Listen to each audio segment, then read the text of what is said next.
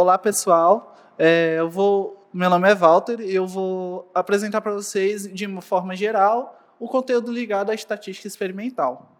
Então, como eu sei que a maior parte dos alunos são biólogos e não tem tanto convivência com o melhoramento, então eu fiz uma parte introdutória para não deixar um conteúdo tão teórico para vocês. Então, o que é o melhoramento vegetal? É a arte, a ciência e o gerenciamento de recursos com a finalidade de beneficiar a sociedade. Então, arte, quando o melhorista ele faz a seleção dos genótipos visando o indivíduo superior, com base apenas no aspecto visual, no fenótipo. A ciência, quando o melhorista ele utiliza metodologias comprovadas cientificamente para selecionar esse genótipo superior, onde pode estar incluído justamente a estatística experimental. E o gerenciamento de recursos, quando o melhorista ele busca principalmente parcerias, recursos financeiros e humanos, porque para tocar um programa de melhoramento é necessário apoio de pessoas, e essas pessoas recebem salários, enfim. É uma cadeia bem complexa para o desenvolvimento dos produtos ligados ao melhoramento vegetal. Então, um exemplo. Aqui na Embrapa, existem 3 cultivares, a BRS Aracê, Tumucumaque e a BRS Xique-Xique.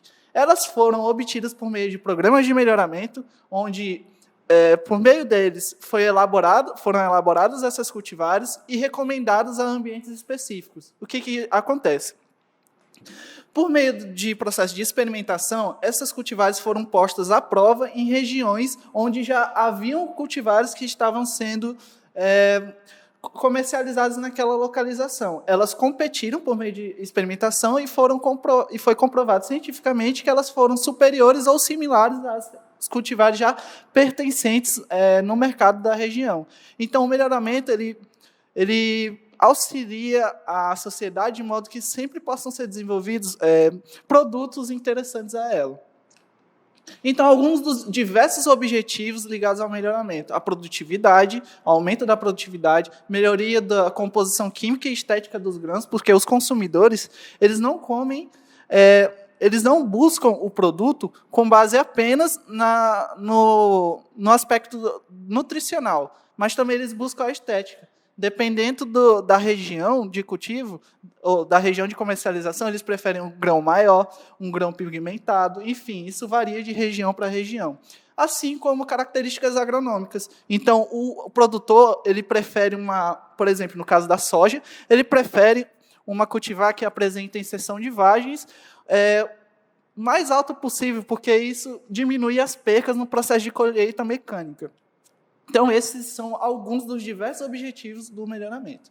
Sendo assim, a gente pode entrar na estatística experimental, que serve de subsídio para se obter os indivíduos superiores. Então, o que é estatística experimental? É um conjunto de métodos apropriados aplicados a dados experimentais, compreendendo as etapas de planejamento dos experimentos, análise dos dados e interpretação dos resultados, que é o foco da nossa aula, possibilitando a obtenção de conclusões válidas e posterior generalização. Contribui com o melhoramento desde o planejamento de experimentos até a avaliação e recomendação de novos materiais, produtos ou técnicas. E isso fornece as informações que auxiliam o melhorista na tomada de decisão. Então, para a gente compreender as análises estatísticas, a gente precisa conhecer primeiro alguns conceitos básicos. Então, são eles: a hipótese científica, o que é um experimento ou ensaio, o que são tratamentos, parcela ou unidade experimental, o que é a abordadura ou a área útil, delineamento experimental, variável resposta e o erro experimental. São todos conceitos importantíssimos que vocês devem levar daqui para frente. Então, a hipótese seria a proposição elaborada com base em observações do conhecimento científico da área de estudo verificada experimentalmente. Por exemplo, o pessoal da biologia principalmente, para vocês compreenderem melhor, você está testando, por exemplo, no seu TCC, taxa de crescimento de bactérias. A sua hipótese científica nula, que seria dos tratamentos não serem estatisticamente iguais entre si, poderia ser: as bactérias não diferem estatisticamente entre si para a taxa de crescimento. Seria a hipótese nula. No entanto, se você avaliasse por meio das análises e desse diferença entre os tratamentos, poderia ser: as bactérias diferem estatisticamente entre si quanto à taxa de crescimento. Então, As hipóteses científicas são a base para você realizar o seu experimento ou sua pesquisa científica. Os conceitos básicos ainda sobre os conceitos básicos. O que é um experimento? É uma investigação ou trabalho previamente planejado. Como a gente pode ver na figura, é altamente padronizado. É composto de um conjunto de unidades experimentais, que são essas áreas que estão englobando as plantas, que estão semeadas na área experimental, e onde são testados os efeitos dos tratamentos. Então, cada área dessa, que é considerada a unidade experimental ou parcela, recebe um tratamento por meio de um sorteio. Então, o experimento seria isso. Então, ainda sobre os conceitos básicos, o tratamento, que é o material ou método estudado cujos efeitos serão mensurados e comparados entre si. Então, naquelas parcelas ou unidades experimentais, vão receber um dado tratamento. Por exemplo, poderiam ser métodos de irrigação que estariam sendo comparados entre si. Então, eu botaria uma cultivar em todas as parcelas e variaria apenas a metodologia, o tipo de irrigação adotado no experimento. Então, eu avaliaria, por exemplo, irrigação por gotejamento, por aspersão, ou seja, pelo tipo da metodologia de irrigação, para saber qual é a melhor. Tipos de adubo, também poderia colocar o mesmo a cultivar em todas as parcelas e variar apenas os tipos de adubo, se seria esterco bovino, suíno, enfim, para saber qual que daria a melhor produtividade.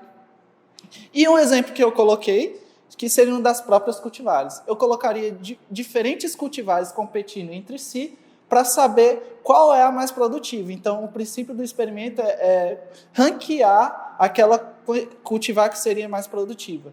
Outro exemplo, fontes de inóculo, ou seja, para fixação biológica do nitrogênio. Eu fixaria as cultivares da mesma forma e variaria apenas os estirpes utilizados para fixar o nitrogênio. E eu verificaria, sim, se haveria diferença estatística para a produção de nódulos ou não. Opa, vou voltar aqui. Nossa. Dá trabalho porque... Então, continuando, a parcela, que, como eu já havia falado anteriormente, mas agora conceitualmente, é a unidade experimental de experimentação que recebe o tratamento e fornece os dados experimentais. Então, aqui a gente tem alguns exemplos de parcela. Aqui são os animais. Por que eles seriam as parcelas? Ele estaria recebendo um tratamento que poderia ser algum tipo de ração. Então, o animal 1, seria a parcela 1, receberia o tipo de ração 1 e forneceria os dados experimentais, que seria o peso desse animal.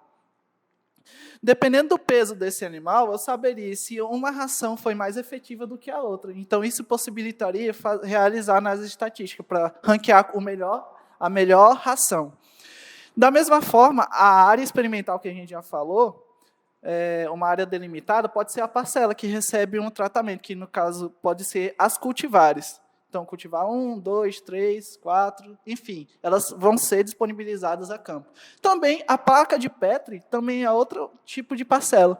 A placa de Petri, ela pode, por exemplo, receber o mesmo meio de cultura e variar quanto aos tipos de bactérias. Você vai testar a taxa de crescimento de cada bactéria, saber qual bactéria que cresce mais em um determinado meio de cultura. Da mesma forma, vaso com plantas podem ser também parcelas.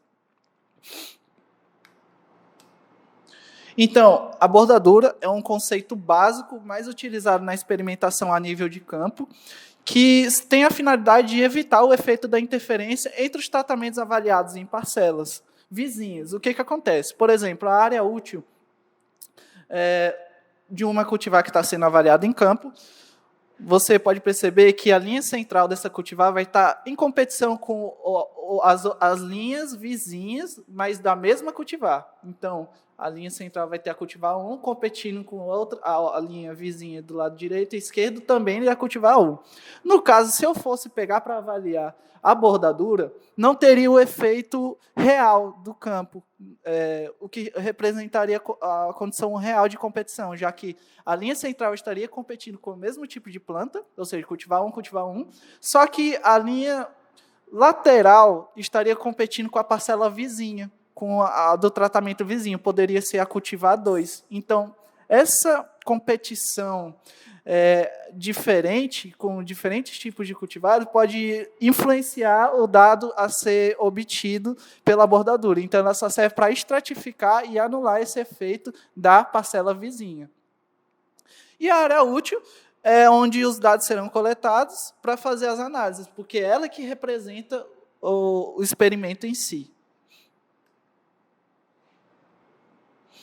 Delineamento experimental é outro conceito básico que a gente deve ter em mente para entender as análises estatísticas. Então, é um plano utilizado na experimentação que delimita a forma com que os tratamentos são designados às unidades experimentais ou parcelas, como a gente viu anteriormente. Seguem princípios obrigatórios da experimentação, que nós vamos ver mais à frente também. Então, aqui, a gente percebe que são 3 delineamentos diferentes e a forma com que as parcelas que os tratamentos serão designados às parcelas é diferente. Nesse delineamento, por exemplo, a aleatorização, a disponibilização dos tratamentos é feita de maneira aleatória por meio de sorteio. Já no DBC, esse sorteio é feito apenas dentro de cada bloco. E no DQL, o sorteio também é realizado dentro de cada bloco, só que cada bloco, nesse caso, é ligado à coluna. Cada coluna é um bloco e cada linha é um bloco também. E cada tratamento deve aparecer apenas uma vez em cada coluna e uma vez em cada linha. Não podem se repetir. Então, são características que eu adiantei, mas vamos explicar mais à frente, de acordo com cada delineamento. A variável resposta é a variável a ser medida ou mensurada no experimento gerando os dados, na qual é avaliado os efeitos dos tratamentos. Então, é aquilo que você vai retirar dos tratamentos para verificar se eles têm o mesmo desempenho ou se têm desempenho diferente. Então, nesse exemplo, avaliar 4 cultivares de soja, A, B, C e D, quanto à produtividade de grãos. Então, a variável resposta que permitiria dizer quem é melhor do que o outro seria a produtividade de grãos. Então, essa seria a variável resposta. O erro experimental é o último conceito básico, mas de extrema importância. As variações que ocorrem nos experimentos devido a fatores que afetam os resultados experimentais, de natureza aleatória e não controlável. Ou seja, é tudo aquilo no experimento que você não consegue controlar de forma alguma, como fatores climáticos ligados à chuva, à luz e temperatura. No entanto, a falta de cuidado com o que deveria, mas não foi controlado no experimento, pode aumentar esse erro. Então, se você não aplicou os agroquímicos necessários para diminuir a quantidade de pragas e doenças no experimento, ou então não fez a adubação segundo as recomendações da cultura, você pode estar favorecendo um certo tratamento que você realizou e no outro você não fez esse trato cultural, ou então desfavorecendo, ou então vice-versa, desfavorecendo algum, realizando todos esses tratos culturais e não realizando em outro tratamento. Então, a partir disso, a gente pode fazer um pequeno exercício de conceitos para identificar a parcela, a variável resposta e o tratamento da seguinte situação. A avaliação do efeito de 2 tipos de estirpe quanto ao tipo de nódulos produzidos em uma cultivar de feijão calpi em cada planta, com um tipo de estirpe, onde cada planta com um tipo de estirpe foi locada em um vaso. Então, qual seria a parcela, a variável resposta e o tratamento? Então, a parcela seria o vaso, que está recebendo o tratamento, que seria a planta com os estirpes, e a variável resposta, que permitiria verificar se eles foram estatisticamente diferentes ou não, seria a quantidade de nódulos. Você jogaria esse resultado para fazer a análise. Então, sendo assim, já tendo como embasamento os conceitos básicos, vamos para os princípios básicos da experimentação, que são de extrema importância para se planejar o experimento. Então, ele foi feito por Fischer e são esses 3. Repetição, casualização e controle local. Todos aqueles conceitos básicos você deve ter em mente para entender todo o procedimento daqui para frente. Então, atenção, a repetição, esses 3 princípios, eles têm uma alta probabilidade de serem cobrados na prova. Então, o primeiro princípio é o princípio do obrigatório, que é o da repetição, com o número de vezes que o tratamento se repete no experimento. Então, isso permite a estimação do erro experimental e melhora a precisão. Então, a gente percebe aqui que o tratamento 1, por exemplo, ele foi repetido 4 vezes. Por que isso é importante? Se eu só estimasse uma vez, eu não teria certeza se isso seria representativo para os dados experimentais. Pode ser que, naquele momento, ele estivesse dando um dado igual a 400, por exemplo. Se eu colocasse, semeasse de novo aquela cultivar, produziria 550. Aí eu já não saberia em qual dado confiar. Quanto maior a repetibilidade, melhor a capacidade da gente estimar esse erro experimental, que seria a variação dentro do mesmo tratamento.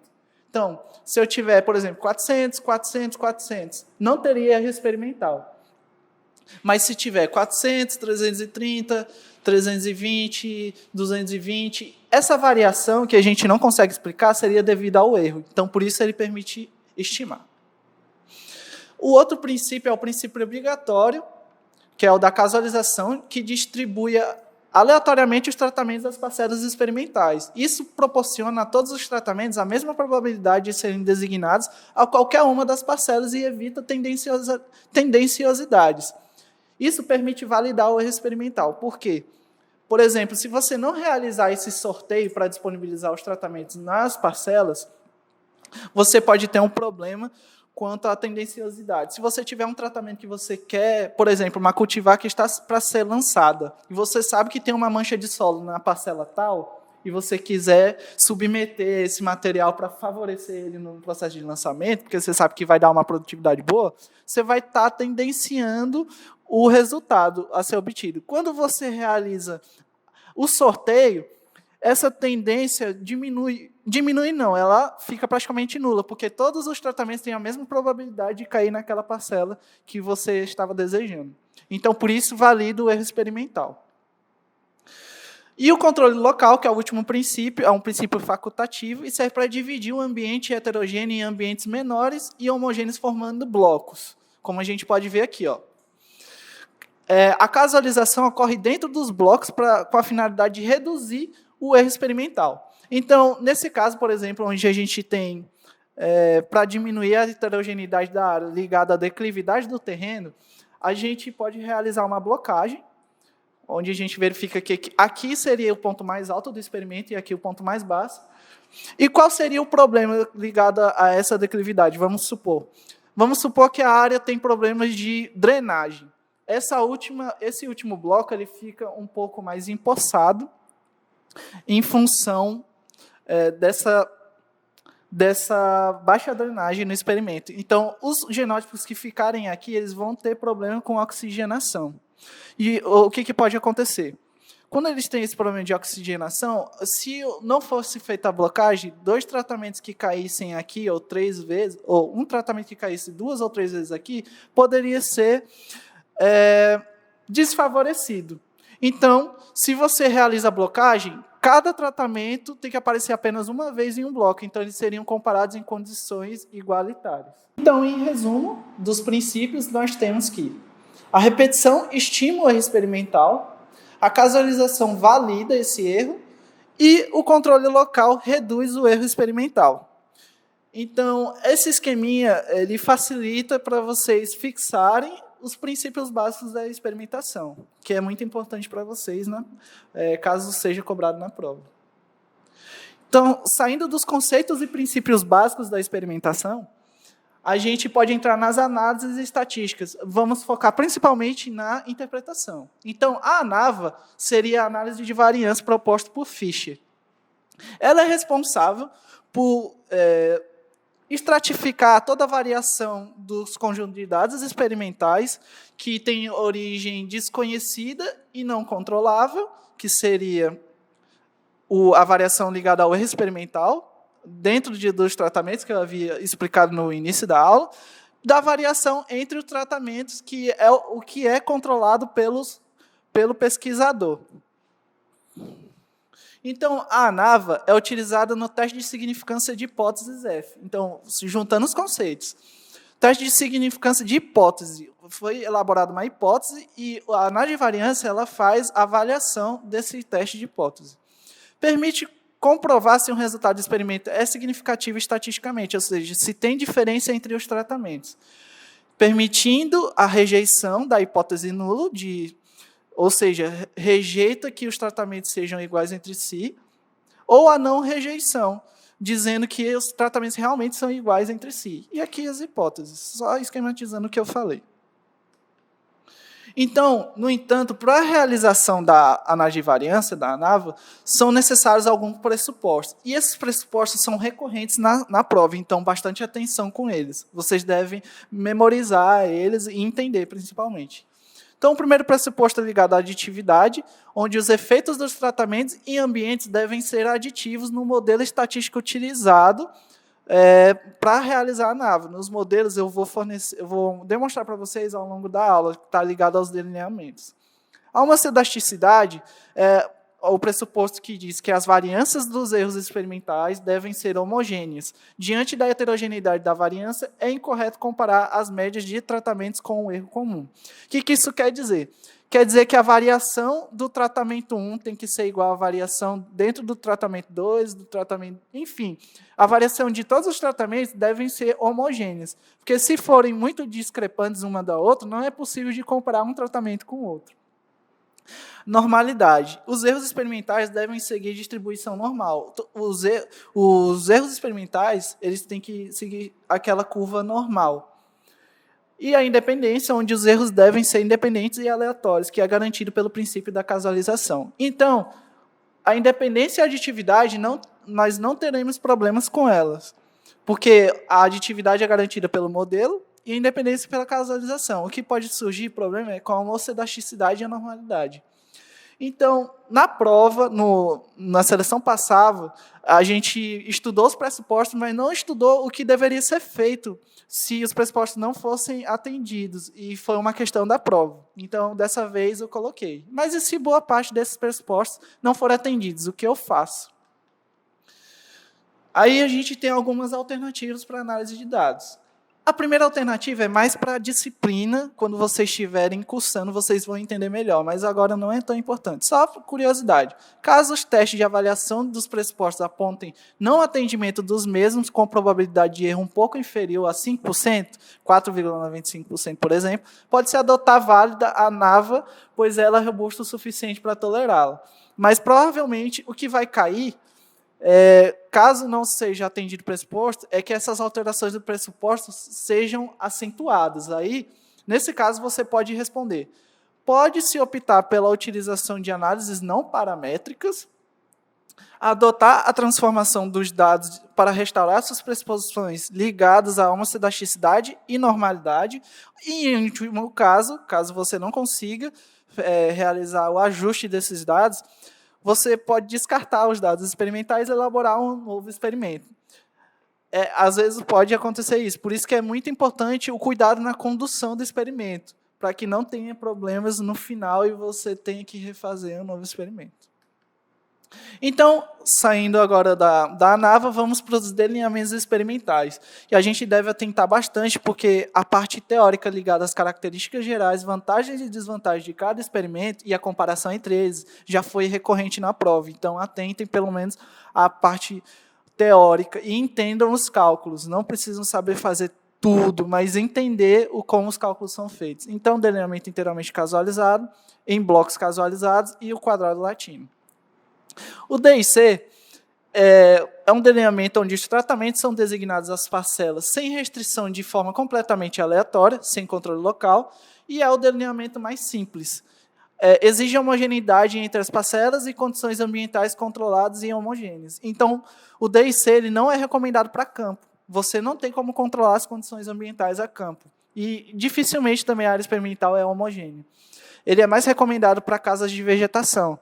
Nesse caso, você pode adotar sem medo, porque a casa de vegetação você controla a temperatura, luz e a precipitação por causa da irrigação. Você faz o sorteio, as parcelas que seriam os vasos, de forma completamente aleatória, sem blocagem, sem nada. Tratamento 1 caiu na primeira parcela, fez outro sorteio, tratamento 3, até fechar todas as parcelas disponíveis. Então, as vantagens. É um delineamento flexível, análise estatística simples, porque tolera a perca de dados. Então, se você perder um dado, já que a área é homogênea, mesmo não sendo certo, mas é tolerável que você tire a média das repetições do tratamento para estimar a parcela perdida. Então, as perdas de informações com dados é pequena em função disso. O grau de liberdade do erro experimental é máximo e aumenta as chances do teste-F detectar diferenças entre os tratamentos, que é essa característica ligada à verificação do F tabelado, que nós veremos mais à frente. Então, desvantagens será ligado em relação às desvantagens. Sem uniformidade, a elevação do erro experimental e diminuição da precisão. É bastante utilizado em casos de vegetação e laboratórios. Então, aqui é um modelo estatístico, como eu havia dito. A pressuposição da aditividade é suprida pelo modelo. Os termos do modelo são somados. Então, se você perceber, os efeitos dos tratamentos e ambientais são aditivos. E aqui os termos do modelo.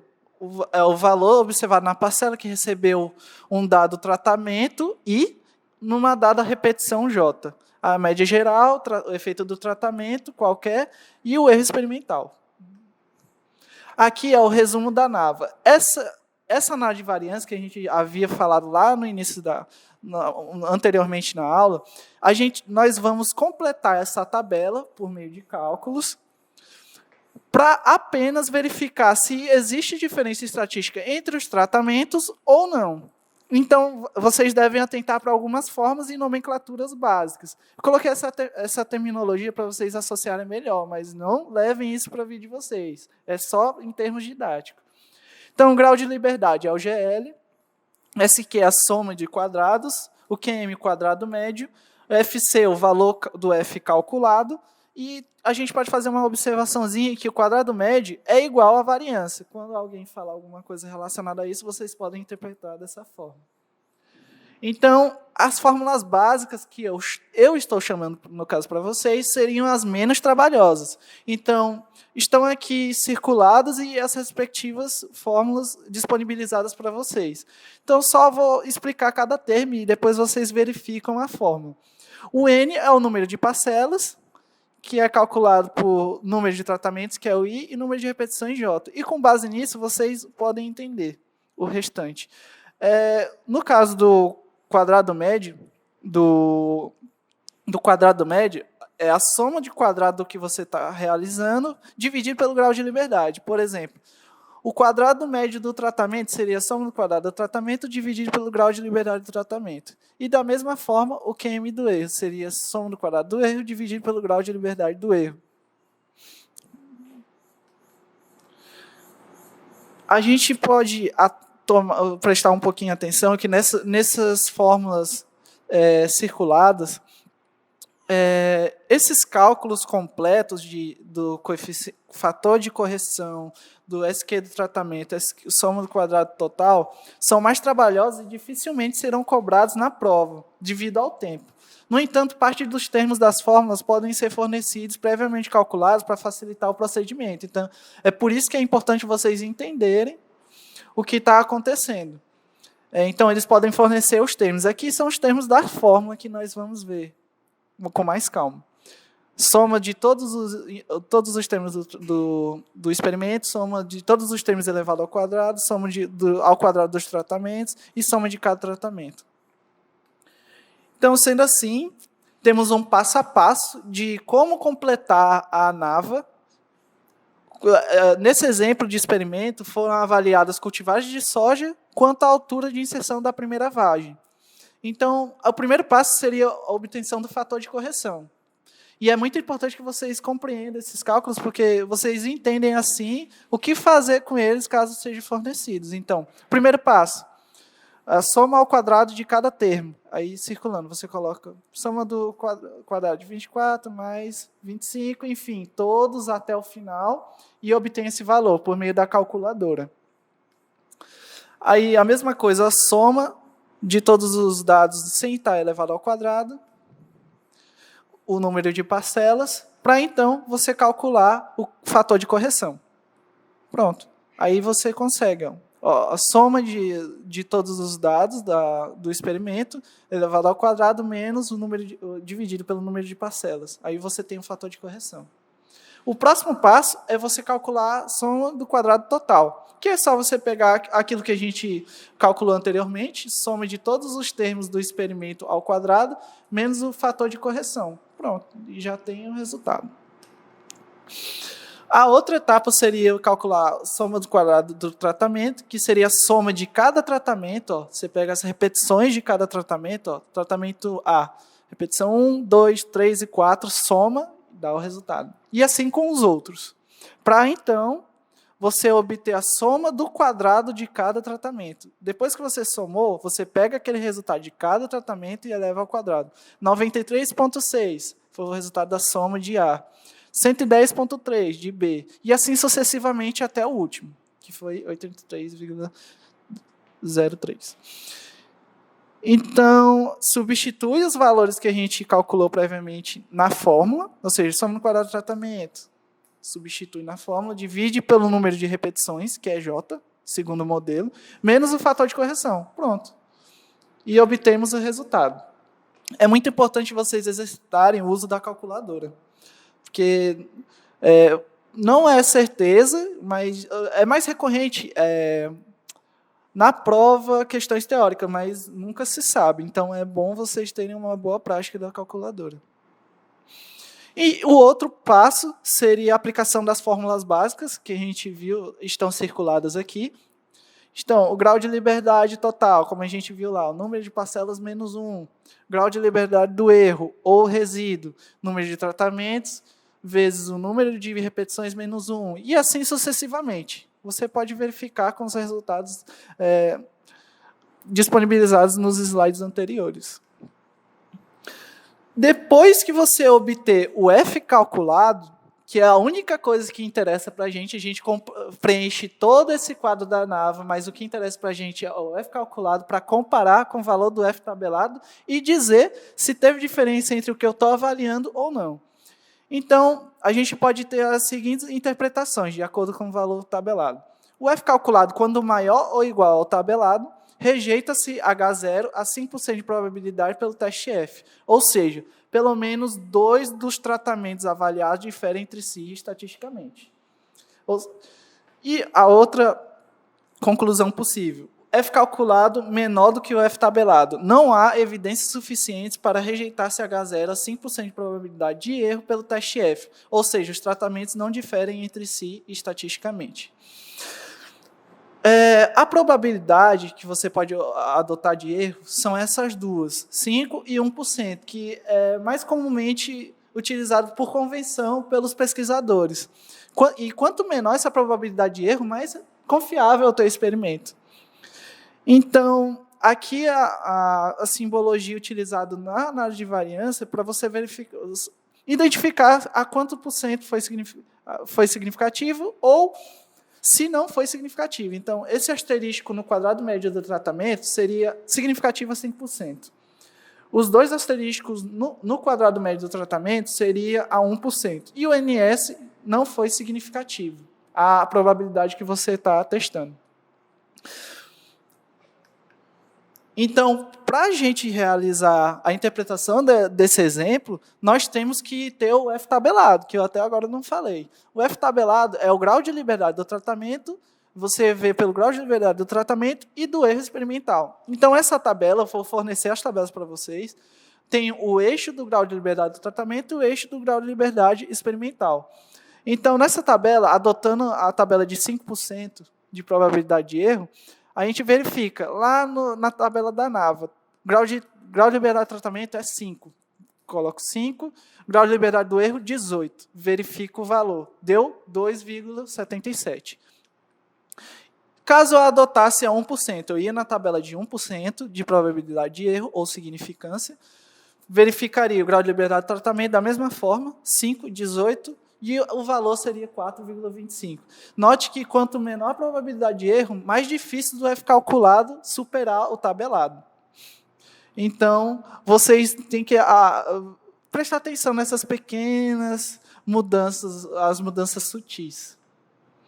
Então, a 5%, com base no valor do F tabelado que a gente observou a 5%, o F calculado, que a gente obteve na ANAVA, foi maior do que o tabelado. Então, a conclusão que a gente pode utilizar, segundo para aquele exemplo, rejeita-se H0 a 5% de probabilidade de erro pelo teste F, ou seja, pelo menos 2 cultivares avaliadas diferem entre si estatisticamente em relação à altura da inserção da primeira vagem, porque foram avaliados cultivares de soja quanto à inserção da primeira vagem.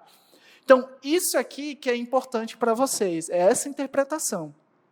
O cálculo é pouco provável de cair, mas é importante que vocês saibam, porque eles podem pedir para você completar a tabela da ANAVA e interpretar. A interpretação é certa, mas completar vocês podem também realizar. Então, atentem também que sempre adotar uma probabilidade de erro para concluir. Nunca deve se concluir 2 vezes a mesma análise com significâncias diferentes. Então, sempre escolher se vai utilizar 5% ou 1%. Você nunca pode concluir a 5% e a 1%, porque está errado. Você tem que escolher um dos dois. Então, caso a interpretação fosse feita a 1%, o que acontece? A mesma interpretação. O que vai mudar é só a probabilidade de erro. Então, você verifica que ainda foi superior o F calculado ao tabelado. Então, você mantém a mesma interpretação e só muda a probabilidade de erro. Consequentemente, na análise de variância, vai ter os 2 asterísticos. Bem como no anterior, tinha só um asterístico. Eu modifiquei, nesse exemplo, os dados para darem não significativo e vocês terem uma ideia de como seria concluir para não significativo. Então, eu modifiquei para o F calculado ser inferior ao tabelado. Então, nesse caso, especificamente, para aquele exemplo, você concluiria: não há evidências suficientes para rejeitar CH0 a 5% de probabilidade de erro pelo teste F. Ou seja, as cultivares não diferem estatisticamente entre si quanto à altura de inserção da primeira vagem. Um bizu que eu dou para vocês é sempre manterem a mesma conclusão, só mudando a probabilidade e alternando só os tratamentos e a variável resposta. Que aí você vai ter sempre uma resposta padrão. Não vai precisar ficar pensando muito. Só altera o tratamento que você está avaliando, variável resposta, e a probabilidade que você quer adotar. O coeficiente de variação experimental, CV, é uma medida de dispersão relativa dos dados, uma das diversas, mas que é muito utilizada, que serve para medir a precisão experimental. Então, ela foi proposta, por exemplo, por Pimentel e Gomes, em 2000 e 1985, em situações gerais de experimento. Aqui tem a tabela. Existem tabelas para variáveis específicas, só para, tipo, produção, tem uma tabela de CV, tem número de grãos por vagem, tem tabela de CV. Mas, em condições gerais, vocês podem adotar essa tabela. E o que a gente observa?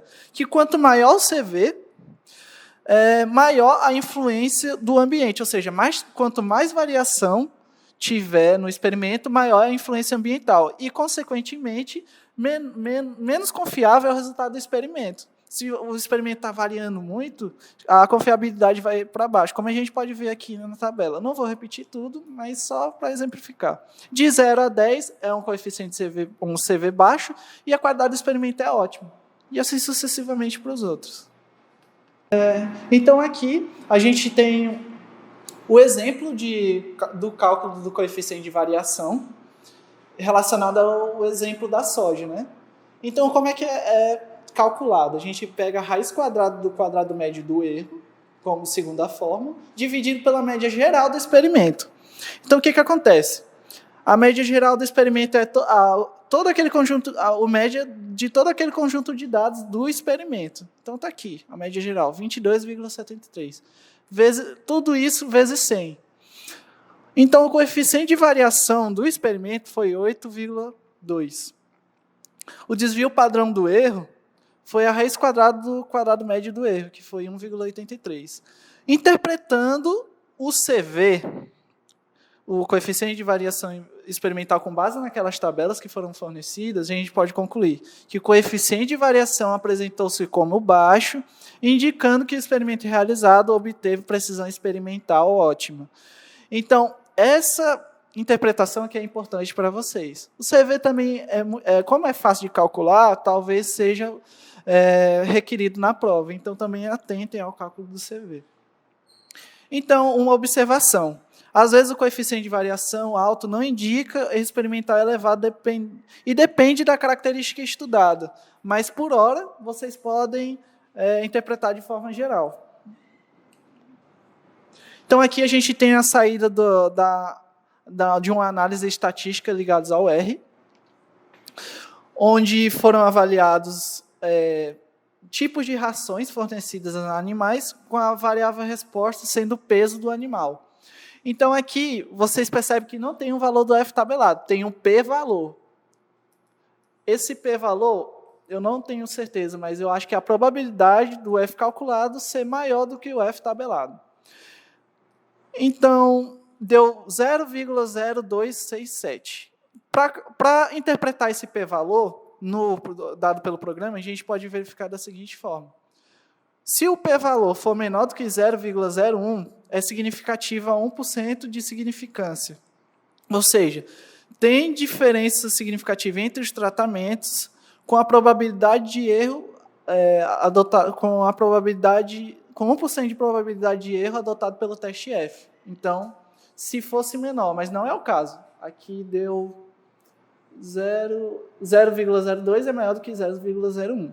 Se o P-valor ele for menor do que 0,05, ele é significativo a 5% de probabilidade de erro adotado pelo teste F, que foi esse o caso. 0,05, o P-valor é inferior a 0,05. E se o P-valor for maior do que 0,05, ele é não significativo. Ou seja, os tratamentos não diferem entre eles e não há motivo para se rejeitar o H0. Então, vendo essas possibilidades, você verifica e conclui. Então, aqui é só justificando. A probabilidade de erro fornecida em decimal é só você multiplicar por 100 que sai em porcentagem, viu? Para vocês entenderem melhor. Então, concluindo o resultado do experimento, rejeita-se H0 a 5% de probabilidade de erro pelo teste F, porque foi inferior a 0,05, ou seja, pelo menos 2 das rações avaliadas fornecidas aos animais diferiram entre si estatisticamente quanto ao ganho de peso dos animais. Ou seja, o tipo de ração fornecida influenciou no ganho de peso dos animais. Existem pelo menos 2 que foram diferentes para o ganho de peso. E o coeficiente de variação apresentou-se como alto, indicando que o experimento realizado obteve precisão experimental regular. Isso com base naquela tabela que nós fornecemos. Então, essa é a saída de análise do software R. A saída de análise do software GENES é praticamente a mesma interpretação. O que muda? A probabilidade aqui é dada diretamente em porcentagem. Você não precisa multiplicar o decimal por 100 para obter a porcentagem. Então, nesse caso, 0,005 foi inferior a 1%. Então, você pode rejeitar H0 a 1% de probabilidade de erro pelo teste F. Ou seja, pelo menos 2 das linhagens de Vignum Giculata avaliadas diferiram entre si estatisticamente quanto à produtividade. Aqui, os dados utilizados que foram avaliados. E o coeficiente de variação é também interpretado da mesma forma com a tabela fornecida. Eu não vou ler, está aqui, depois vocês verificam com base na tabela. Mas é a mesma coisa, é o mesmo raciocínio. Delineamento em blocos casualizados, DBC, também chamado de delineamentos em blocos ao acaso ou delineamento em blocos completos casualizados. Inclui os 3 princípios básicos da experimentação: a repetição, a casualização e o controle local. Quando a área experimental não é homogênea, a mesma deve ser dividida em blocos homogêneos. Foi como eu falei para vocês, relatei para vocês no princípio do controle local. Aquela blocagem é realizada nesse delineamento. Não importa se existe heterogeneidade entre blocos. Já é esperado, já que você quer estratificar. Se esse bloco é diferente do outro, do outro, do outro. O importante é eles serem homogêneos a condição ser homogênea dentro do bloco. É um dos delineamentos mais utilizados em condição de campo. Cada bloco contém todos os tratamentos, como eu também havia falado. A casualização ocorrerá dentro de cada bloco e a repetição nos blocos. Ou seja, também já havia falado que a casualização ocorria dentro dos blocos. No entanto, o bloco é equivalente à repetição. Então, se na questão não for fornecido o número de tratamentos, mas for fornecido o número de blocos, podem ficar tranquilos que no DBC o número de blocos é equivalente. O delineamento mais provável de ser cobrado quanto à interpretação e realização de cálculos pela utilização constante em situações de campo. Então, eu acho, pelo programa ser um programa de melhoramento de plantas e a maioria dos experimentos necessários para o lançamento de novos materiais ser a campo, então esse seria um delineamento bem interessante para vocês entenderem e compreenderem. Então, aqui é o exemplo do croquis de campo, um esquema de campo, de como seria realizado um plantio do experimento em DBC, a casualização dentro do bloco, você percebendo que cada tratamento só aparece uma vez em cada bloco, e todos os tratamentos estão dentro do mesmo bloco, e o bloco é equivalente à repetição, e assim até preencher todas as parcelas disponíveis, controlando a fonte de variação, que é o declive. As vantagens: o controle local diminui o erro experimental, variação ambiental entre blocos é controlado e aumenta a precisão experimental do ensaio. Então, é como eu havia dito anteriormente, no declive, se tiver aquele problema de drenagem, por exemplo, e as plantas sofrerem com excesso de água, caso fosse realizar de forma aleatória o sorteio, poderia ter o problema de um tratamento cair 2 vezes ou 3 vezes naquele bloco que tem problema de drenagem e ser desfavorecido em relação aos outros. Por isso, a blocagem aumenta a precisão experimental. Análise estatística simples. Análise estatística é simples. Existe uma fonte de variação que deve ser isolada em comparação ao DIC, que é a fonte de variação nova, é o bloco. Dentro de certos limites, permite utilizar qualquer número de tratamentos ou blocos. Por quê? Dentro de certos limites. O bloco ele tem que ser homogêneo. Se você aumentar o tamanho do bloco, consequentemente, o tamanho do tratamento, me desculpe, consequentemente o bloco vai aumentar. E para manter esse bloco homogêneo se torna mais difícil. Essa é a limitação do tamanho do bloco. Se você aumentar o bloco, ele tem que continuar homogêneo. E dependendo do número de tratamentos, vai ser dificultoso esse processo. Flexibilização da instalação, sem restrição quanto à localização dos blocos. O que acontece? Eu posso realizar o plantio de um bloco em uma área, e em outra área, um pouco mais distante, mas não vai ter um problema relacionado à restrição de área. Mas qual é a implicação disso? O bloco que está envolvendo os tratamentos tem que ter condições homogêneas e o outro bloco também tem que ter condições homogêneas. Não importa onde. Só não pode ser distante o bastante para mudar o clima, por exemplo. Eu não posso fazer um bloco aqui em Teresina e outro no Maranhão. Aí as condições climáticas já mudam, mas mantendo as mesmas condições climáticas, eu posso fazer, por exemplo, aqui na universidade e em outra parte da universidade. Ninguém faz isso, porque a logística de cuidar do experimento se torna inviável. Desvantagens: menor precisão experimental se houver variação dentro do bloco, ou seja, entre parcelas do mesmo bloco, difícil manter a homogeneidade para grande número de blocos, como eu falei, controle local reduz os graus de liberdade do erro, e a perda da parcela dificulta a análise, mais do que no DIC, que dava para você estimar que já tem um viezinho que ocorre em função dessa perda.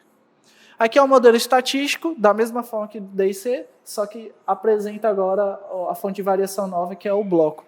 E aqui é a descrição do modelo estatístico. Resumo da NAVA. Aqui está errado. Resumo da NAVA do DBC. Então, as fórmulas básicas, elas se mantêm iguais ao DIC. O que vai mudar? Agora, os que estão destacados em azul, você percebe que vai ter, de novo, o grau de liberdade do bloco, que vai ser o número de repetições menos 1, ou o número de blocos, tanto faz.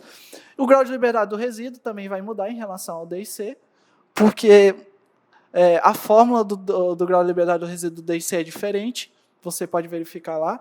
E a soma quadrada do resíduo, que aqui no DBC, diferente do DIC, que é só a soma do quadrado total menos soma do quadrado do tratamento, aqui no DBC vai ser soma do quadrado total menos do tratamento menos o bloco. Isso é o que vai mudar. As outras que estão circuladas de vermelho se mantêm da mesma forma que é calculado no DIC. Então, assim como no DIC, alguns termos das fórmulas mais trabalhosas podem ser disponibilizados para você realizar de forma rápida e completar o cálculo. Por isso que é importante vocês, novamente, entenderem o cálculo. Vocês não vão precisar fazer tudo, mas é provável que vocês façam algumas etapas para completar e interpretar. Então, alguns termos podem ser fornecidos. Então, o primeiro, segundo e terceiro passos são idênticos ao DIC, adotando aquele exemplo da soja, só que agora em DBC, supondo que o experimento foi montado em DBC. Então, o quarto passo seria relacionado à elaboração da soma do quadrado do bloco, já que o primeiro, segundo e terceiro passo a gente já calculou lá no DIC. Então, a gente pega a soma de cada bloco, aqui, no bloco 1, 24, 25, enfim, calcula toda a soma de cada bloco, e pega a soma de cada bloco separadamente, eleva ao quadrado para ser a soma do quadrado de cada bloco. Para substituir na fórmula do soma do quadrado do bloco, que é a soma dos blocos ao quadrado, dividido pelo número de tratamentos, menos o fator de correção. Aí você tem o valor da soma do quadrado de blocos. O próximo passo é só substituir as fórmulas menos trabalhosas, as fórmulas básicas, para completar o restante da tabela que está circulado. E assim, a gente tem o bendito F calculado para realizar a interpretação. Então, a gente verifica o grau de liberdade e o grau de liberdade do tratamento e do erro para verificar o F tabelado da mesma forma que a gente realizou para o DIC, não muda, e concluir. Então, foi maior no DBC, o F calculado foi maior do que no F tabelado, e a gente conclui da mesma forma do que no delineamento anterior. Então, vocês vão perceber que a conclusão independe do delineamento utilizado. Vocês não vão mudar, é padrão. O delineamento é só uma ferramenta utilizada para você chegar à conclusão se os tratamentos foram diferentes ou não. Então, rejeita CH0 a 5% de probabilidade, tal, da mesma forma. O teste F também pode ser realizado para blocos para verificar se tem diferença entre os blocos. Só que isso não é o objetivo final da análise. O importante para vocês é sempre interpretar os tratamentos. Isso aqui pode ser interessante em alguns casos, mas não é o objetivo principal. Foquem nos tratamentos. E aqui a mesma interpretação, só que levando em consideração a probabilidade de 1%, tranquilo também. A interpretação do CV no DBC, note, como é a mesma análise de variância, a gente substitui aqui, mas você percebe que o quadrado médio do erro, que a gente pega da análise de variância do DBC, é inferior ao do DIC. Então, isso acaba que, comparando com o resultado obtido no DBC, o DIC se torna um pouquinho mais elevado, porque aqui teve o controle local dos blocos, a influência do controle local dos blocos. Então, é engraçado que dá para se verificar numericamente a influência da blocagem. Nesse caso, não foi tão necessário, né? Porque o experimento já saiu bom em DIC. Mas, caso fosse realizada a blocagem, ainda aumentou mais ainda a precisão experimental. E aqui, a conclusão, da mesma forma, utilizando aquela tabela do coeficiente de variação. A saída do programa R. Aqui, note que tem o valor do F calculado dos blocos também. Além do F calculado dos tratamentos, tem também o F calculado dos blocos e a probabilidade. Como eu disse, não é o foco a gente interpretar o F calculado dos blocos, sim dos tratamentos. Nesse caso, como o p-valor foi bem superior a 0,05, então não foi significativo, já que 5% é vamos dizer assim, o limite de erro que é tolerado pela comunidade científica. Em alguns casos curiosos, em alguns casos justificáveis, 10% pode ser utilizado, mas ele tem que ter uma boa justificativa. Então, nesse caso, foram avaliadas linhagens de fazelos vulgares e a variável resposta foi a produtividade. Com base nos resultados obtidos, ele conclui: não há evidências suficientes para rejeitar CH0 a 100% de probabilidade de erro pelo teste F, ou seja, as linhagens de fazelos vulgares não diferem estatisticamente entre si quanto à produção, em quilos por hectare. O CV apresentou-se como muito alto, indicando que o experimento realizado obteve precisão experimental ruim. Então, a saída do DBC no software R. E aqui no genes, como já sai em porcentagem direto, é só você comparar. Então, 0,01 foi bem inferior a 1%. Então, analisando a linhagem de feijão calpi, de Vignum giculata, também avaliando a produtividade, a conclusão seria: rejeita CH0 a 1% de probabilidade de erro e toda aquela mesma história, o protocolo. Verifique que no genes ele já nem fornece o F calculado, ele dá só o tratamento para você interpretar. E aqui o CV conclui também da mesma forma. Delineamento em blocos... desculpe, aqui é delineamento em quadrados latinos. É bastante utilizado quando há heterogeneidade entre parcelas, provocada por duas fontes de variações conhecidas que precisam ser controladas. Então, no DBC você controla só uma fonte de variação. No DQL você controla duas fontes de variação que estão ocorrendo na sua área experimental. O controle local em duas direções em blocos é designado em blocos e colunas. Lembra quando lá no início da aula dos delineamentos eu mostrei como os tratamentos são designados às parcelas. Lá tem blocos e colunas. Cada linha e cada coluna constitui-se num bloco completo e contém todos os tratamentos. Cada tratamento é representado uma única vez ao acaso em cada linha e coluna. Então está aqui. Cada linha e cada coluna corresponde a um bloco, sendo que cada linha e cada coluna só pode aparecer uma vez cada tratamento. E cada linha e coluna tem que ter todos os tratamentos.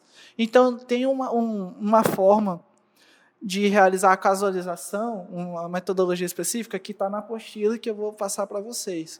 Vocês depois dão uma olhada. Então, nesse exemplo, por exemplo, ele está controlando duas fontes de variação, dois sentidos de fonte de variação, a declividade tanto no sentido vertical quanto horizontal. Então, o ponto mais alto do experimento seria aqui e o mais baixo aqui. O DQL permite fazer esse controle da declividade. Então, as vantagens. É uma análise estatística relativamente simples, que controla a heterogeneidade em duas direções, melhorando a precisão. E as desvantagens. É pouco flexível, porque o número de tratamentos é igual ao número de linhas, que é igual ao número de colunas. E qual é a consequência disso?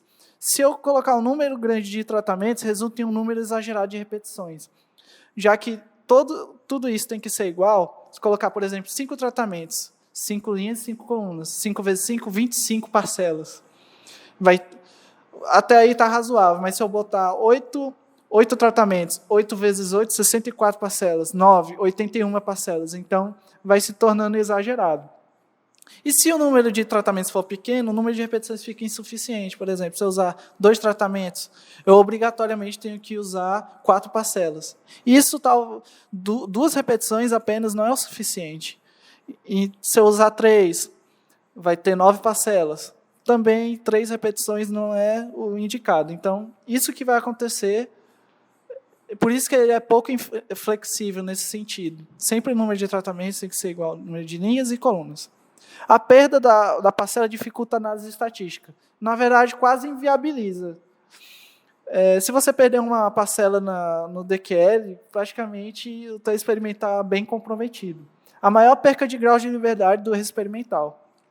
Ou seja, essa perca do grau de liberdade diminui um pouco a probabilidade de achar a diferença estatística no teste F. Aqui é o modelo estatístico adotado. a diferença em relação ao DBC e o DIC. No DBC só tinha um bloco, aqui tem dois, designado linha e coluna, além do tratamento e o erro experimental. E aqui a descrição dos termos do modelo. Em relação às fórmulas básicas, elas estão esquematizadas na ANAVA do DQL, onde a gente pode observar os graus de liberdade, e que independe se é número de linha, de coluna, de tratamentos, tanto faz você utilizar, porque todos vão ser iguais nesse delineamento. Então, coloquei o tratamento aqui para simbolizar os graus de liberdade e todos os outros cálculos. Soma do quadrado do erro é elaborado pela soma do quadrado total, menos do tratamento, menos a linha, menos a coluna. E os outros já estão esquematizados aqui. Aqui vocês não precisam se assustar. Aqui é equivalente ao grau de liberdade do erro experimental. E aqui é equivalente ao grau de liberdade dos tratamentos.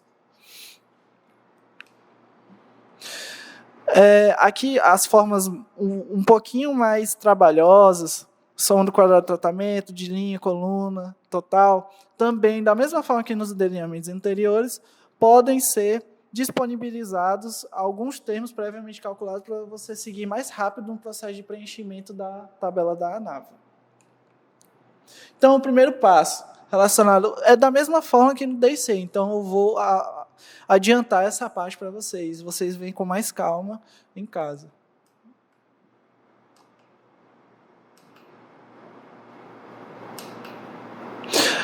Essa parte é interessante, porque a soma do quadrado do tratamento no DQL é diferente em relação aos dois experimentos anteriores. Por quê? Se você utilizar aquela... Você não vai ter a tabela da repetição ou bloco aqui, como nos dois delineamentos anteriores. Caso você faça a soma dos tratamentos, você tem que procurar e somar de acordo com a forma que você disponibilizou os dados na sua planilha e realizar a soma procurando os tratamentos na sua respectiva célula da planilha. Então, por exemplo, tratamento D, 432, D500, D438, 297 e 400. A soma do tratamento D deu 2.067. E assim sucessivamente para os outros tratamentos. Você tem que procurar. Aí, só complementando, da mesma forma que nos delineamentos anteriores, a soma no quadrado da linha, nesse caso, ele já forneceu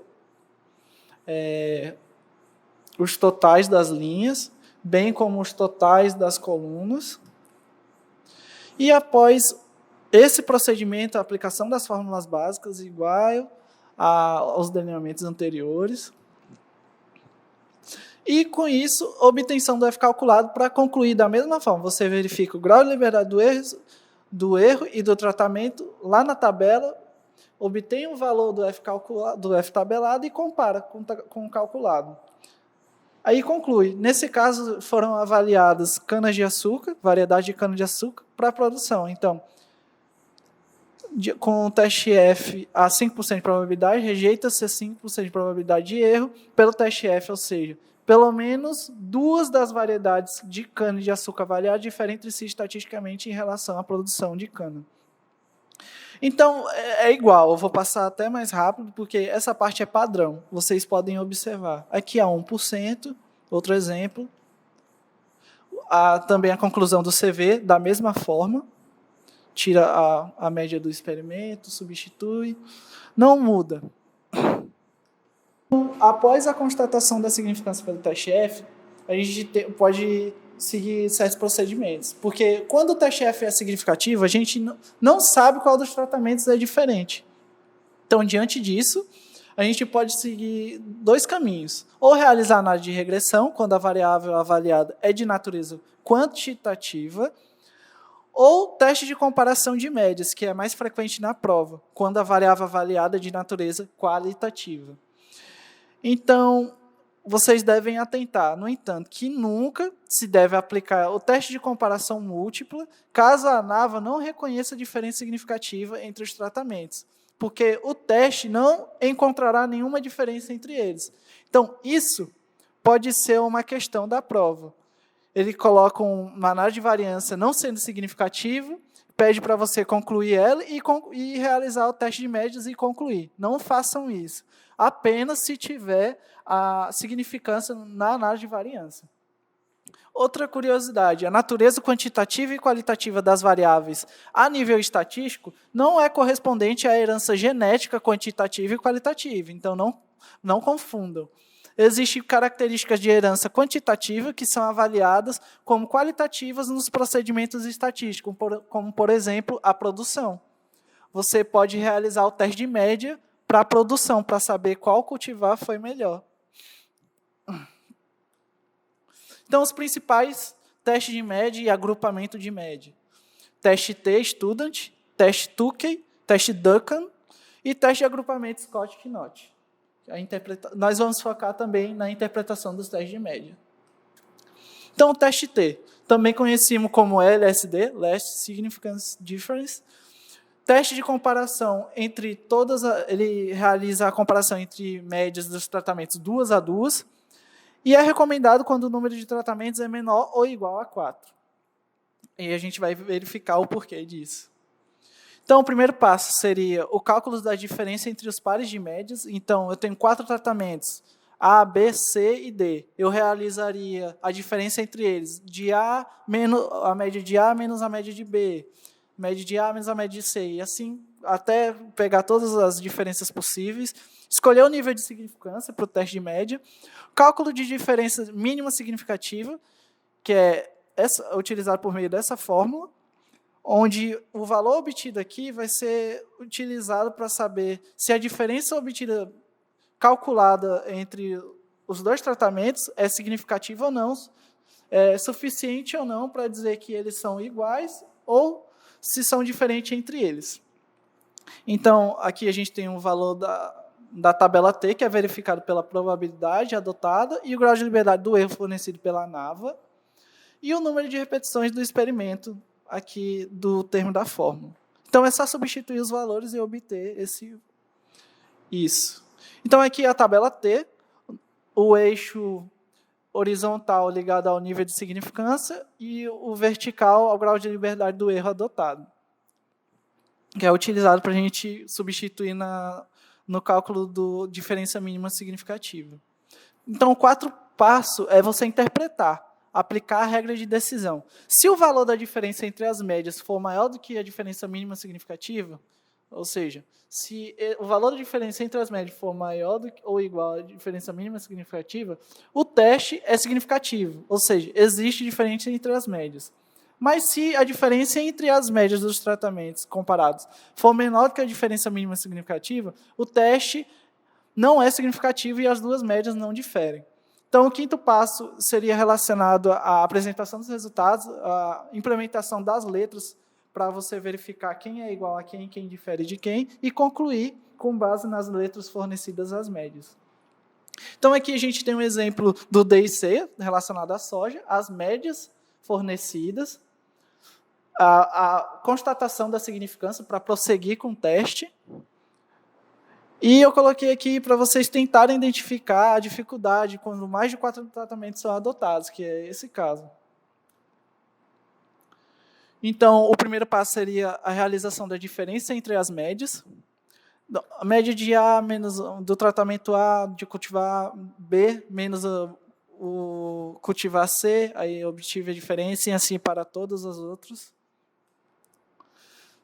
E o 2º e 3º passo seria a escolha da significância e cálculo do DMS, adotando 5%. Eu vou verificar o valor tabelado, que seria α% na tabela T, e o grau de liberdade do erro da ANAVA fornecido pelo exemplo, que é 18. Então, eu verifiquei lá que é 2,10. Aqui, ó, 2,10. 5% e 18 graus de liberdade do erro. Então, substituindo na fórmula, o valor tabelado, 2,10, vezes o QM do erro fornecido também pela ANAVA, dividido pelo número de repetições do experimento. Aí, esse é a diferença mínima significativa. Opa. Então, após o cálculo da diferença mínima significativa, agora a gente interpreta. 2,95, a diferença, foi maior ou menor do que a diferença mínima significativa? Foi maior. Então, quer dizer que, estatisticamente, a média da altura de inserção da primeira vagem da cultivar B foi maior do que a média da inserção da primeira vagem na cultivar C, porque superou a diferença mínima significativa. E, assim, a mesma interpretação para todas as outras diferenças. Por exemplo, aqui, a média da cultivar C foi superior à média da cultivar A, porque a diferença mínima significativa foi maior do que a diferença entre as médias. Ou seja, essa diferença aqui não foi o suficiente para dizer que esses genótipos são diferentes entre si para essa característica que está sendo avaliada. Então, após isso, na tabela de média dos tratamentos, a gente coloca as letras iguais para as médias que não diferem estatisticamente entre si e médias com letras diferentes para que diferem estatisticamente entre si pelo teste adotado. Por exemplo, vamos verificar aqui a diferença de B para C. Vamos verificar. A diferença de B para C foi superior ao DMS. Então, elas são diferentes estatisticamente entre si, recebem letras diferentes. Vamos verificar agora um caso onde as letras são iguais. C para A. C para A.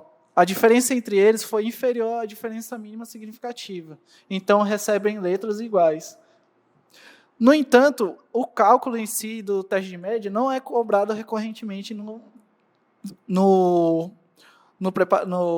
na prova de seleção, mas é importante vocês saberem, porque nunca se sabe. Conclusão do resultado obtido, né, pelo fornecimento das letras. Então, todas as médias das cultivares seguidas das mesmas letras não diferem entre si a 5% de significância pelo teste T.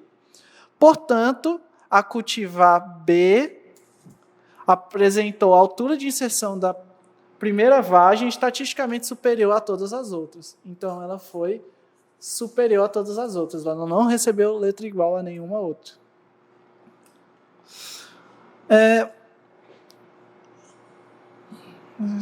A cultivar C teve comportamento similar a cultivar A. Cultivar C teve comportamento similar a cultivar A. E superior às cultivares F, E, D para este caractere. Então, foi similar a cultivar A e superior às cultivares F, E, D por não ter a mesma letra. Você verifica aqui pelos valores porque que foi superior. No entanto, a cultivar A também foi similar a cultivar F. Cultivar A, além de ser similar a C, foi semelhante a cultivar F. A gente verifica aqui pelas letras fornecidas. E superior às cultivares E e D, que tiveram letras diferentes da cultivar A. Então, a cultivar F também foi similar às cultivares que apresentaram menor altura de inserção da primeira vagem, que foram E e D, e foram estatisticamente similares entre elas. Então, o que isso quer dizer? Cultivar F, além de ter sido semelhante a cultivar A, também foi semelhante às duas cultivares que apresentaram menor altura de inserção da primeira vagem, que foram a E e D, que, consequentemente, foram similares entre si. Então, sendo assim, recomenda-se a cultivar B para cultivo mecanizado, pois, de modo geral, quanto maior a altura da inserção da primeira vagem da cultura da soja, menores são as percas no processo de colheita mecanizada. Então, geralmente, eles podem pedir a interpretação estatística e, posteriormente, a conclusão agronômica. Então, vocês também devem atentar a esse ponto. O problema relacionado à utilização de mais de 4 tratamentos, que eu esperava que vocês entendessem, seria a ambiguidade. Então, frequentemente, alguns testes, principalmente o T, o Tukey e Duncan, fornecem resultados ambíguos para o contraste de médias, colocando as médias em 2 ou mais grupos diferentes, dificultando a recomendação do material ou método avaliado. Isso justifica a quantidade de tratamentos recomendados para os testes.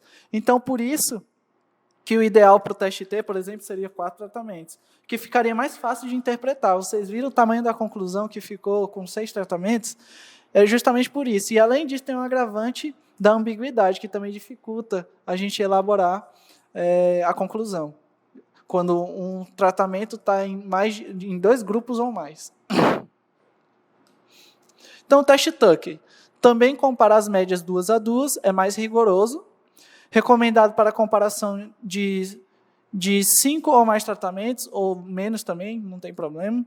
Mesmo roteiro de aplicação do teste T, a única diferença é a forma com que o diferença mínima significativa é calculado.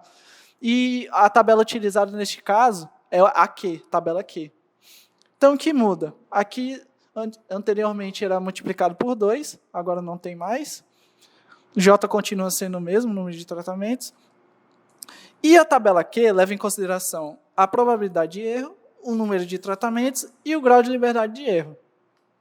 Então, aqui é a tabela T, grau de liberdade de erro, número de tratamentos e a probabilidade a ser utilizada. Que vocês vão... Eu também vou fornecer para vocês essa tabela. Como tem o mesmo roteiro de aplicação do teste T, eu não passei um exemplo, porque é o mesmo raciocínio. O teste Duncan também compara as médias 2 a 2, é pouco rigoroso, e indica resultados significativos em situações que o teste Tucker não indicaria. Como ele é menos rigoroso, ele tem a tendência de achar a diferença entre os tratamentos mais facilmente do que no teste Tucker, porque ele é muito mais rigoroso. As médias devem ser ordenadas em ordem decrescente. Isso também é uma recomendação para todos os testes em geral. Eu coloquei no teste Duncan, mas vocês podem adotar de forma geral, que isso facilita os cálculos. E a utilização da tabela Z. Tabela T no teste T, tabela Q no teste Tucker, e na Duncan você vai utilizar a tabela Z. Então, a diferença mínima significativa no teste Duncan é calculada da seguinte forma. Aqui o número de médias abrangidas, o valor da probabilidade da tabela, número de médias abrangidas e grau de liberdade do erro da ANAVA. Então, aqui, como eu disse, o número de médias abrangidas. O Z é o valor tabelado que você vai verificar na tabela. Então, a tabela que eu já havia mostrado anteriormente, só repetindo. Não, desculpa. Aqui é a tabela Z. Aqui é o eixo do grau de liberdade do erro e o número de médias abrangidas pelo intervalo. Vocês vão entender o que eu quero dizer com esse número de médias abrangidas no intervalo. E aqui é a probabilidade. Então,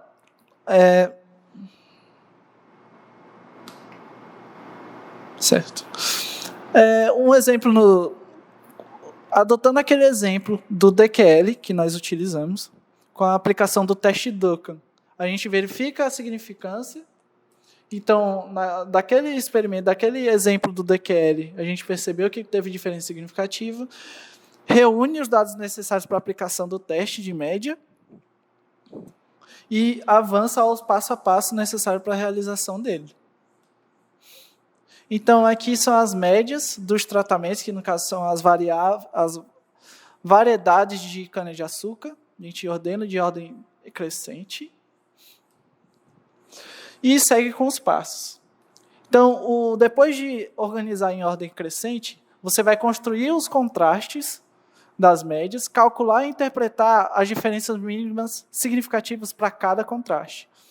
Então, como você vai elaborar vários contrastes para cada situação específica, a primeira situação seria contrastes envolvendo 5 médias, porque são 5 tratamentos. Então, o primeiro nível de amplitude de contraste seria esse, 5 tratamentos. Por que contrastes envolvendo 5 médias?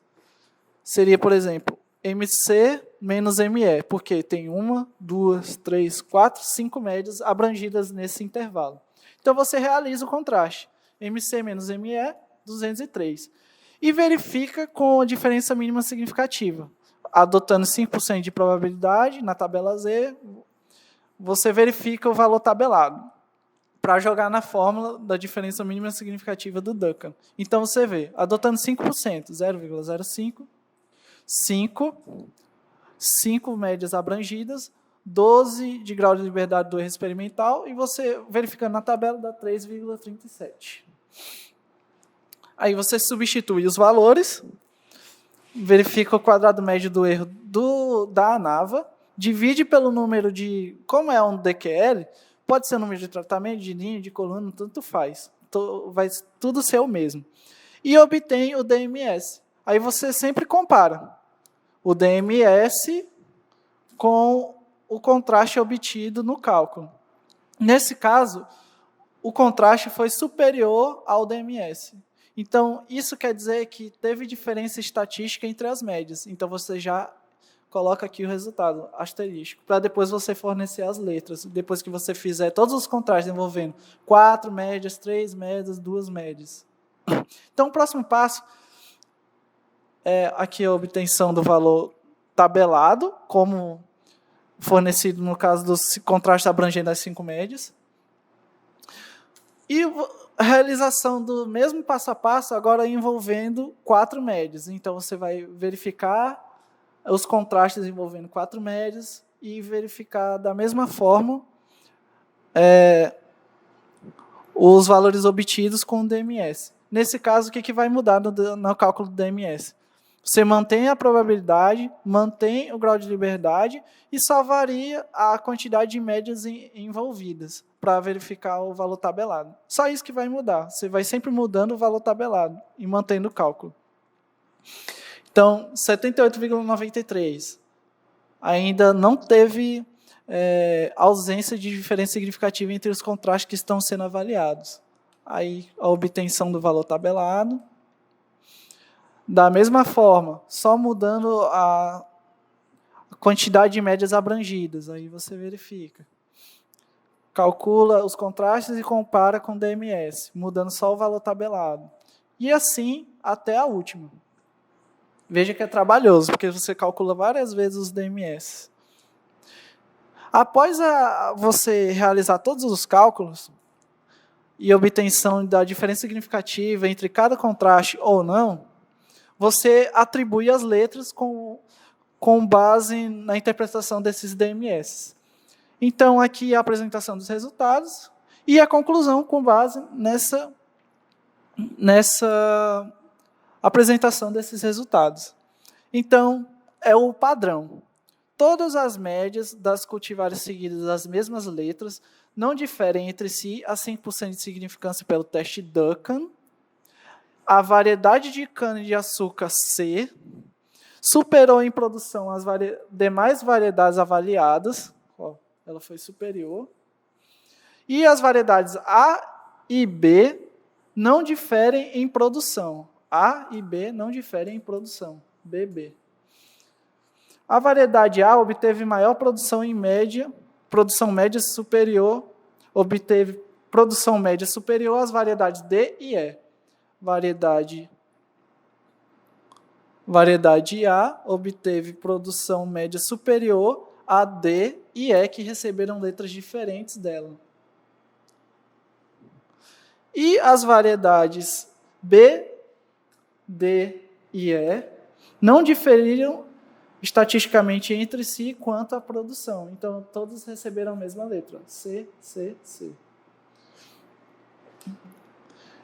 E o agrupamento de médias Scott-Knott, que é o último dos testes de comparação múltiplos a serem disponibilizados para vocês, é o mais rigoroso de todos. Ele separa as médias em grupos diferentes, onde aquelas estatisticamente similares ficam em um mesmo grupo e as diferentes em grupos diferentes. A maior vantagem é que ele não apresenta ambiguidade, ou seja, não vai ter um tratamento com 2 letras ou mais. Sempre vai ter cada tratamento com uma letra apenas. Isso facilita muito a vida do melhorista quanto à interpretação e recomendação. É o mais indicado para grande número de tratamentos, justamente por isso, por ele facilitar esse processo. Frequentemente utilizado no melhoramento. É muito prático. porém o procedimento de cálculo dele é bem extenso e nós não abordaremos aqui no Engenho, só a interpretação. Quanto ao exemplo, quanto ao fornecimento e interpretação nos programas estatísticos, aqui é o que é fornecido pelo R. Então, nesse caso do programa R, se caso na prova sejam fornecidos todos os testes, você não deve concluir todos. Ou teste de média, ou agrupamento Scott-Knott, ou agrupamento de média, no caso do Scott-Knott. Você deve sempre escolher apenas um para interpretar. Então, é muito importante isso, caso seja disponibilizado vários. Aqui é a saída do R. E aqui os testes de média e agrupamento. E no Gênesis, o agrupamento de médias Scott-Knott, a saída dele, como seria, aqui o nível de significância, em porcentagem, 5%, e a conclusão para o agrupamento Scott-Knott. É um pouquinho diferente, mas, em geral, leva o mesmo raciocínio. Então, nesse caso, todas as médias das cultivares, levando em consideração que sejam cultivares, seguidas das mesmas letras, não diferem entre si a 5% de significância pelo agrupamento Scott-Knott. Ou seja, a maioria das cultivares avaliadas foram similares entre si quanto à produtividade, exceto... Desculpa. Eita. Exceto as cultivares I, E e A, que foram inferiores a todas as outras e similares entre si para esse caráter. Então, o que eu recomendo para vocês, aqui as referências bibliográficas, eu vou repassar a apostila e eu vou ver também se eu repasso o livro de experimentação do Ramalho para vocês, mas o que eu recomendo para vocês em função do tempo. Foquem na interpretação e na parte mais ligada à teoria. Entendam, no mínimo, entendam os cálculos, para caso ocorra vocês realizarem aqueles cálculos de forma rápida. E, basicamente, é isso. Não foquem tanto nos cálculos. Busquem entender as interpretações, que isso é o que nós temos certeza que vai ser cobrado de vocês, é a interpretação.